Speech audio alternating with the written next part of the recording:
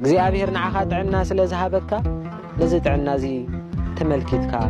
ተመስገን በል ተመስገን በደልካ ምኻል ሲኢና በደልካ መጻር ሲኢንካ በብዙሕ መከራታት እንተሰኣኻ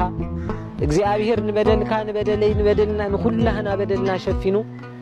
ኃጢአትና ከይተጸባጸበ ምሕረቱ ዝዕድል አምላኽ ስለ ዝኾነ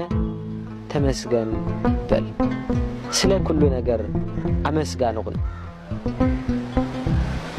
አርአያ ናይ ተመስገን ሁን ተመስገን በል እግዚአብሔር እተመስገን ልሳን ያዕድለና ኣብ ጸበባ ንዘለው ረህዋ ኣብ ሽግር ንዘለው ረህዋ ኣብ እስር ቤት ንዘለው ፍትሓት ንዝሞቱ መንግሥተ ሰማያት ንዝሓመሙ ምሕረት ንዝጨንቆም ረህዋ ንዝጠመዩ መግቢ ንዝጸምኡ ማይ ዝዕድል አምላኽ ይሞ እግዚአብሔር በዛ ሰዓት እዚኣ ክህቦም ተመስገን ኢልካ እግዚአብሔር ለምን ሃቦም ድማ ስብሃት ለእግዚአብሔር ወለወላዲቱ ድንግል ወለመስቀሉ ክቡር አሜን